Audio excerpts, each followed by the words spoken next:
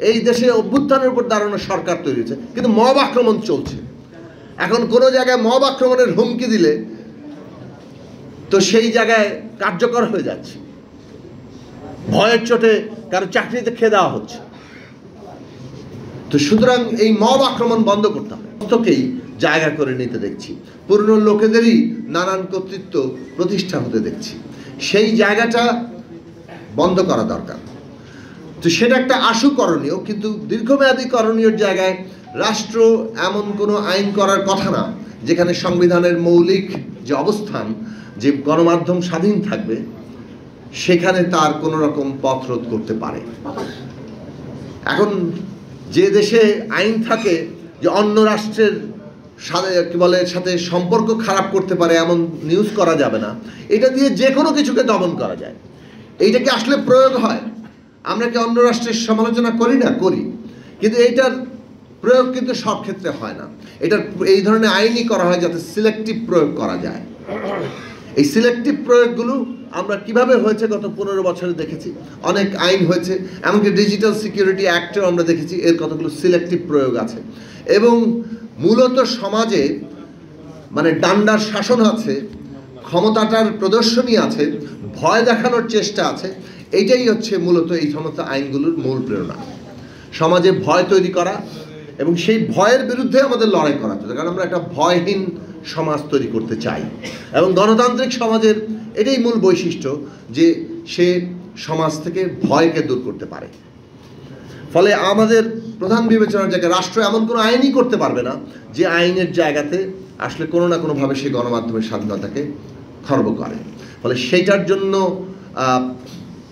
সামাজিক রাজনৈতিক শক্তির, যাকে বলে শক্তিশালী হওয়া, ঐক্যবদ্ধ থাকা, সচেতন থাকা, সক্রিয় থাকা, সরব থাকা, সেইটা খুব জরুরি প্রশ্ন। ফলে গণতান্ত্রিক ব্যবস্থা কেবল আইন নয়, গণতান্ত্রিক ব্যবস্থা একদিকে যেমন আইন, অন্যদিকে তার সক্রিয় জনগোষ্ঠী যারা তার সেই আইনি অধিকারগুলো নিয়ে সরব থাকে।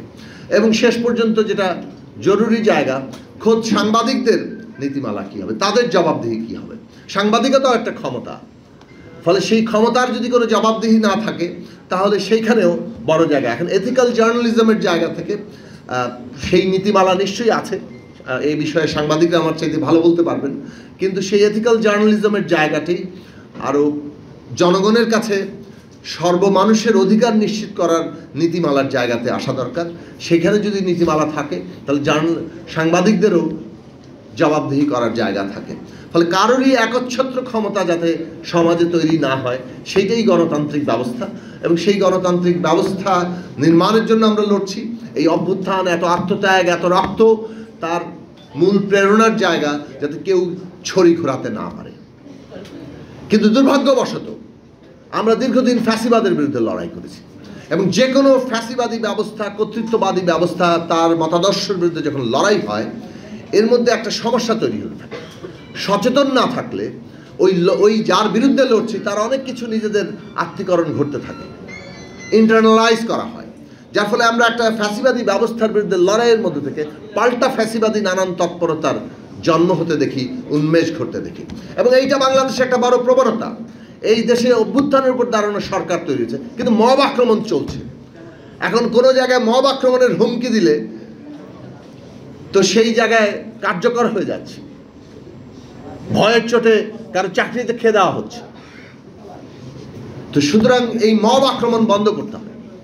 রাষ্ট্র যদি মব আক্রমণ বন্ধ করতে না পারে তাহলে রাষ্ট্রেরই তো অস্তিত্ব থাকে না। রাষ্ট্র তো এইখানেই তৈরি হয়েছে যে নানান পক্ষের যে নানা ধরনের দ্বন্দ্ব, সংঘাত, মারামারি, এমনকি খুনোখুনি, সেইখানে সে একটা মীমাংসার জায়গা আনবে।